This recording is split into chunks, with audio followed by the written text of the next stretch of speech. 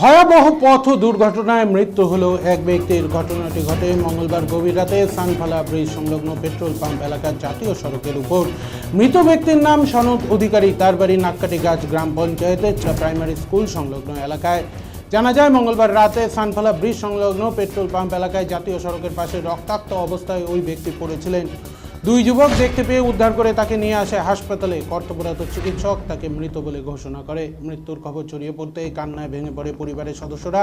তবে কিসের সাথে ধাক্কা লেগে সে ব্যাপারে কিছুই স্পষ্ট বোঝা না গেলেও শরীরে দুর্ঘটনাগ্রস্ত স্পষ্ট চিহ্ন রয়েছে। অনুমান কোনো গাড়ির সাথে ধাক্কা লেগে সেখানে পড়েছিলেন তিনি। রক্তাক্ত অবস্থায় দুই যুবক উদ্ধার করে তাকে হাসপাতালে নিয়ে আসে।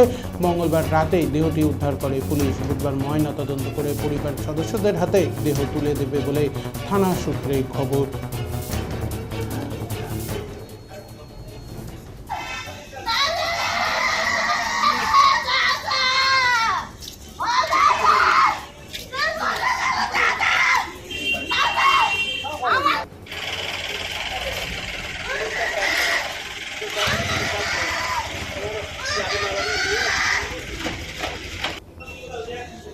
সাদা কাপড় দিয়ে একটা ঢাইকে দে একবার বডিতে। অ্যাক্সিডেন্ট করে ওখানে অ্যাক্সিডেন্ট হয় সানফালা ব্রিজটার পরেই, যে তোমার পেট্রোল পাম্পটার সামনেই। ওখানে কোন গাড়ি লাগাই দিল বলতে পারি না, কিন্তু ওখানে দেখি ভালো অ্যাক্সিডেন্ট। দুটো ছেলে ভর্তি করে দিল। সাত খবর পাওয়ার সাত আমরা চলে আসছি। আসার পরে পেশেন্টটাকে যেই সিটি দিয়ে দিল, সিটি দেওয়ার সাত ডাক্তার বললো না, এই মারা গেছে। আচ্ছা, ইনি কিসে ছিলেন? সাইকেল থেকে? না, ইনি তো সাইকেলে ছিল না মনে হয়। আমরা যেটা শুনতে পেলাম সাইকেলটা ওখানে ছিল না, কিন্তু শুধু লোকটা মনে হয় হেঁটে হেঁটে যাচ্ছিলেন নাকি। আচ্ছা, কোনো বাড়ি কোথায়? বাড়ি হচ্ছে চামটা তোমার এই প্রাইমারি স্কুলের সামনেই বাড়ি। কি নাম ওনার? ওনার নাম হচ্ছে সুনত অধিকারী।